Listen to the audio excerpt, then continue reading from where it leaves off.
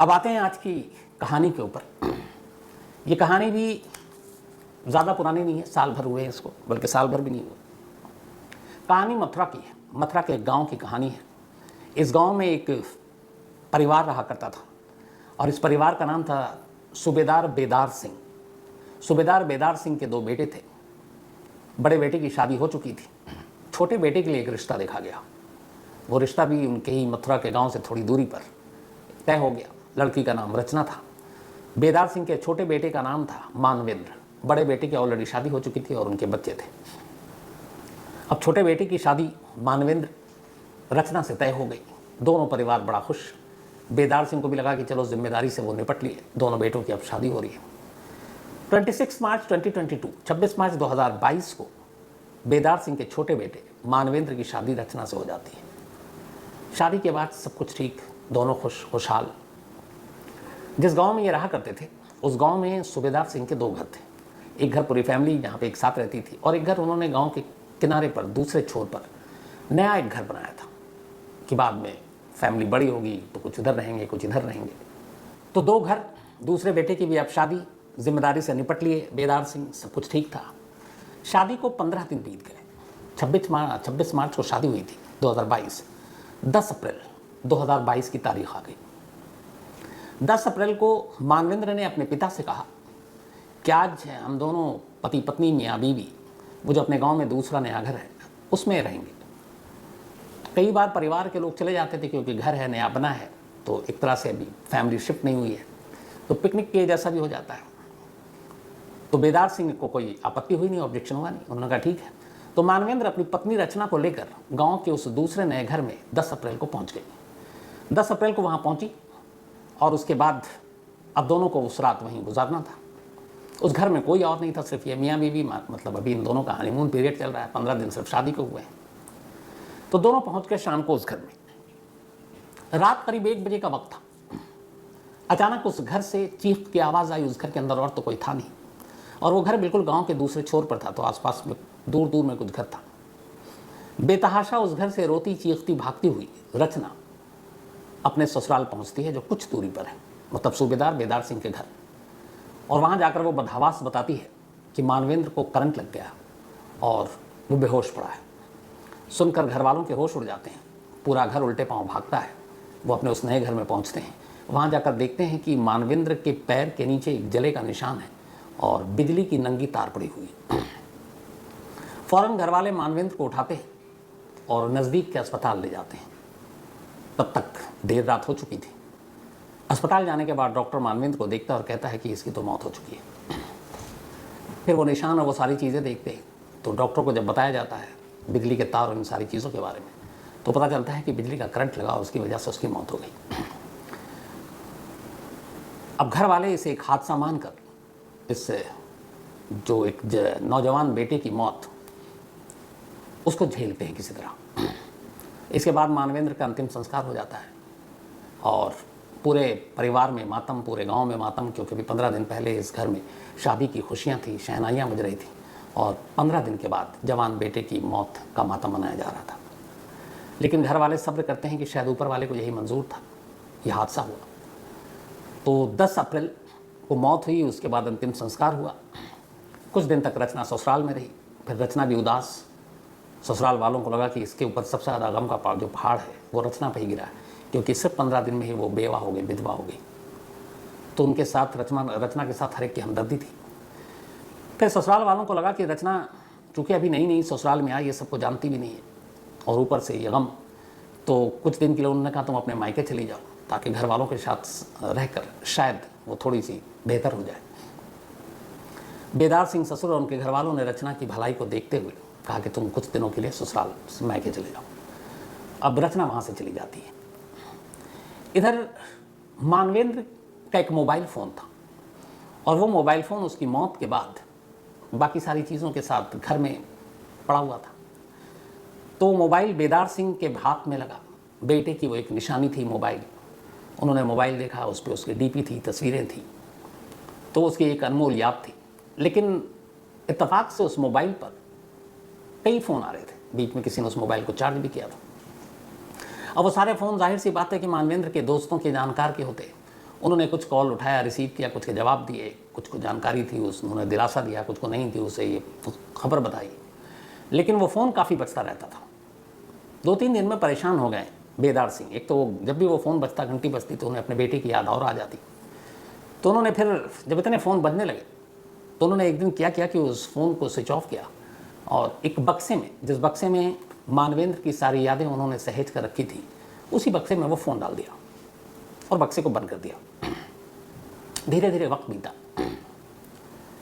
महीने बीते, साल बीता, 2023 आ गया। इस दौरान में एक रोज़ जो बेदार सिंह है, उनका बड़ा बेटा जो कहीं और नौकरी करता है, अपने परिवार के साथ फिर घर आया और गांव में आया। उस बेटे का एक बेटा भी था, यानी बेदार सिंह का पोता, जिसकी उम्र बहुत ज़्यादा नहीं थी। तो अपना घर में आया, खेलता कूदता। एक रोज़ उसकी नज़र बक्से पर पड़ी। उसने बक्सा खोला। उस बक्से में उसे और तो कोई काम की चीज़ दिखाई नहीं दी, एक मोबाइल दिखाई दिया। बच्चे आजकल, पता है आपको, मोबाइल हाथ में लेके गेम खेलते हैं, तमाम, मतलब मोबाइल के बहुत करीब होते हैं बच्चे। तो उसने देखा कि अरे चलो एक मोबाइल पड़ा हुआ है, इसका मतलब ये कोई यूज़ नहीं कर रहा, मैं ही करता हूँ। उसने मोबाइल निकाला, चार्जर निकाला, मोबाइल को चार्ज कर दिया। अब वो मोबाइल से खेलने लगा। खेलते खेलते, आजकल मोबाइल के बारे में शायद बच्चे ज़्यादा जानते हैं हम आपसे, मोबाइल से भी ज़्यादा होते हैं। खेलते खेलते अचानक वो मोबाइल के अंदर घुसा और उसके अंदर जो बाकी बहुत सारी चीज़ें थी, मैसेज वैसे, उसमें कुछ रिकॉर्डेड मैसेज थे। मानवेंद्र ने ये किया हुआ था कि उसने अपने फ़ोन में, बहुत सारे लोग करते हैं, हमारे बहुत सारे रिपोर्टर भी करते हैं, ऑटो रिकॉर्डिंग, कि आप किसी से भी बात कर रहे हैं सुबह से रात तक, आपकी हर बातचीत आपके मोबाइल में रिकॉर्ड हो जाती है। उसका एक बटन होता है, बस आपको दबाना होता है, तो बातचीत रिकॉर्ड हो जाती है। दिन भर आप अपने घर वाले, दोस्तों, ऑफिस, किससे बात कर रहे हैं, वो सारी रिकॉर्ड हो जाती है। तो अब इत्तेफाक से वो बच्चा, यानी कि बेदार सिंह का पोता, मोबाइल उसके हाथ में, अब उसने सारा खेल करते करते अचानक अब वो सारे रिकॉर्डेड ऑडियो सुनने लगा। ऑडियो सुनते सुनते अचानक उसने एक आवाज़ सुनी और उस आवाज़ में जो कुछ वो कह रही थी, जब वो सुना तो बच्चा इतना, मतलब, होशमंद और अक्लमंद था कि वो बातों को समझ सकता था। उसने पहचान लिया कि यह आवाज़ उसकी चाची की है, यानी रचना की, मोबाइल के ऑडियो में। और चाची ये कह रही है किसी से फ़ोन पर, जो रिकॉर्ड हुआ, उसके रिकॉर्डिंग की जो लाइन थे वो ये थे कि मैंने, जैसा तुमने कहा, 10 मिनट तक उसको करंट लगाया। अब 10 मिनट के करंट से ये मर जाएगा या नहीं, ये बताओ। दूसरी तरफ से एक मर्द की आवाज़ आई कि 10 मिनट के करंट से तो पक्का मर जाएगा। इस पर फिर मानवेंद्र की पत्नी रचना की आवाज़ आती है और कहती है, देख लो, क्योंकि अगर ये बच गया तो फिर मुझे मार देगा। फिर वो कहती है कि तूने मुझे कहा था कि रात को 11 बजे आकर मिलने का वादा किया था, तो तू क्यों नहीं आया। उधर से वो कुछ कहता है कि कुछ फंस गया था। फिर दोनों कुछ प्रेम की बातें करने लगते हैं। ऑडियो ख़त्म हो जाता है। अब जब बच्चा ये ऑडियो सुनता है तो उसका दिमाग अचानक चलने लगता है। उसने कहा ये क्या। वो भाग कर जाता है और अपने पिता को सबसे पहले कहता है, पापा ये चाचा का मोबाइल है और उसमें ये ऑडियो और चाची की आवाज़। अब उसका पिता ये ऑडियो सुनता है, उसके पैरों तले ज़मीन खिसक जाती है। वो फ़ौरन अपने पिता के पास जाता है, सूबेदार बेदार सिंह। वो मोबाइल उसे देता है, ऑडियो सुनाता है। सूबेदार बेदार सिंह ऑडियो सुनते ही सब समझ जाते हैं। अब तक जिसे वो एक हादसा मान रहे थे, एक मोबाइल कॉल के एक ऑडियो ने ये सनसनीखेज खुलासा किया कि यह हादसा नहीं बल्कि एक कत्ल है। एक जिंदा सबूत उनके हाथ में था। फ़ौरन उस मोबाइल को लेकर पूरा परिवार नज़दीकी पुलिस स्टेशन जाता है और जाकर बताता है, पूरी बात बताता है। पुलिस वालों के पास भी ऑडियो था, उन्हें मालूम था ये एक पुख्ता सबूत है। पुलिस फ़ौरन हरकत में आती है। इधर ससुराल जाने के बाद अब रचना मतलब मायके जाने के बाद रचना लौट नहीं रही थी। 1-2 बार ससुराल वालों ने पता करने की कोशिश की तो पता चला वो अपने घर पे भी नहीं, कहीं चली गई है। तो जब ये जानकारी मिली तो पुलिस ने रचना की कुंडली खंगाली। इसके बाद घर वालों से पूछताछ की तो पता चला जब शादी हुई थी 26 मार्च को, उसके बाद से लेकर 10 अप्रैल से पहले तक रचना अक्सर अपने पति मानवेंद्र का मोबाइल लेती और कहती कि मुझे मायके बात करनी है, और वो भी बेचारा कहता कि चलो बीवी मायके से है, उसको याद आती होगी, उसे मोबाइल दे देता था और वो जनरली मायके से बात करती। लेकिन उस बातचीत में वो एक और शख्स से बात करती और उसका नाम था अतेंद्र। अब जब वो बातचीत सुनी पुलिस ने तो पता कि अतेंद्र कौन है, तो पता चला रचना के गांव का एक लड़का है अतेंद्र। फिर गांव वालों से पूछताछ में पता चला कि अतेंद्र और रचना दोनों एक दूसरे से प्यार करते थे, लेकिन रचना की शादी घर वालों ने मानवेंद्र से कर दी। लेकिन शादी के बाद भी रचना अतेंद्र को भूली नहीं। ससुराल आने के बाद शादी के 15 दिन भी नहीं हुए थे, लेकिन वो अतेंद्र से लगातार बात करती थी और फिर उसे लगा कि अब मानवेंद्र उसकी ज़िंदगी से जाएगा तभी अतेंद्र उसकी ज़िंदगी में आएगा। और इसी के बाद अब वो दोनों प्लानिंग शुरू करते हैं। अतिंद्र उसे आइडिया देता है कि तुम बिजली की नंगी तार उसको अगर लगाओगे कंटिन्यू 10 मिनट तक तो वो मर जाएगा, लेकिन एक सोते हुए आदमी को तार का झटका देना आसान नहीं है क्योंकि वो उठ सकता है। तो उसकी भी प्लानिंग हुई।